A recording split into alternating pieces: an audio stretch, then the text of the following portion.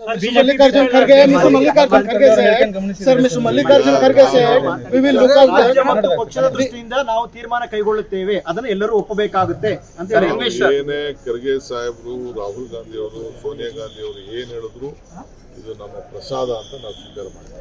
ಇವತ್ತು ಎಲೆಕ್ಷನ್ ಆಗ್ಲಿ ಅಂತ ಕಾಯ್ಕೊಂಡಿದ್ರು.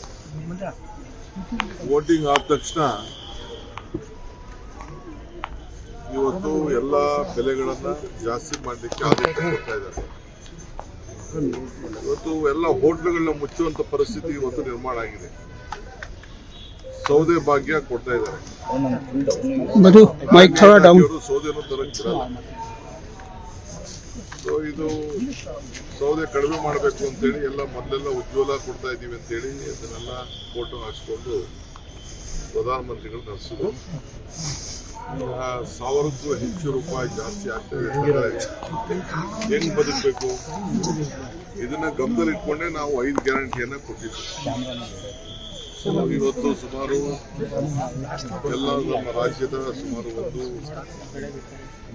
1 ಲಕ್ಷ ಜನರಿಗೆ ವಿವಿಧ ರೀತಿಯಲ್ಲಿ 1 ಕೋಟಿ ಜನರಿಗೆ ಕುಟುಂಬಗಳಿಗೆ ವಿವಿಧ ರೀತಿಯಲ್ಲಿ ಅವ್ರಿಗೆಲ್ಲ ಸಹಾಯ ಮಾಡಂತ ಹೊರಟಿದ್ವಿ. ಈಗ ಮಾಡಿರೋದು ಖಂಡನೀಯ. ನಾವು ಹೋರಾಟವನ್ನು ಮುಂದುವರಿಸ್ತೇವೆ. ಬಿಜೆಪಿಯವರು ಅಶೋಕ್, ವಿಜೇಂದ್ರ, ಯಾರು ಬಿಜೆಪಿ ನಾಯಕರಿದಾರಲ್ಲ ಎಲ್ಲ ಬೊಗಳೆದಾರ್ಸ, ಬರೀ ಖಾಲಿ ಮಾತಾಡೋದು, ಬರೀ ಟೀಕೆ ಮಾಡೋದು, ರಚನಾತ್ಮಕವಾದ ಕಾರ್ಯಕ್ರಮ ಇಲ್ಲ.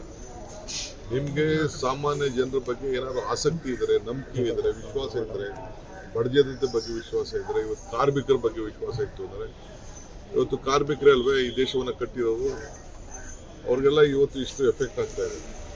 ಇವತ್ತು ಕಾರ್ಮಿಕ ದಿನಾಚರಣೆ ಆಚರಣೆ ಮಾಡ್ತಾ ಇದ್ದಾರೆ.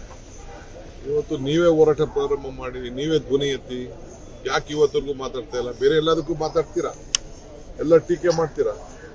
ಹಂಗಾರೆ ಇದನ್ನ ಸಮಂಜಿಸ್ಕೊಳ್ತಾ ಇದ್ದೀರಾ? ಹೊರಗಡೆ ಯಾವ ದೇಶದವ್ರು ಕೂಡ ಅಕ್ಕಪಕ್ಕ ದೇಶದವ್ರ ಹತ್ರ ಒಳ್ಳೆ ಸಂಪರ್ಕ. ಬಿಜೆಪಿ ಗೌರ್ಮೆಂಟ್ ಬಂದ್ಮೇಲೆ ಯಾರನ್ನು ಕೂಡ ಇಂಟರ್ನ್ಯಾಷನಲ್ ರಿಲೇಶನ್ಶಿಪ್ ಯಾವುದು ಕೂಡ ಪಕ್ಕದ ದೇಶಗಳ ಬಗ್ಗೆ ವಿಶ್ವಾಸ ನಿಮ್ಗಿಲ್ಲ. ಎಲ್ಲರನ್ನೂ ವೈರಿಗಳನ್ನ ಮಾಡ್ಕೊಂಡ್ಬಿಟ್ಟಿದ್ದಾರೆ.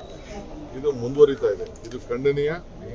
ಫಾರಿನ್ ರಿಲೇಶನ್ಶಿಪ್, ನಿಮ್ಮ ಟ್ರೇಡು ಎಲ್ಲ ಕೂಡ ಇವತ್ತು ಕೆಡ್ತಾ ಇದೆ. ಇದರಿಂದ ಇಂಥ ಅನ್ಯಾಯ ಆಗ್ತಾ ಇದೆ. ಇದು ನಾವು ಹೋರಾಟವನ್ನ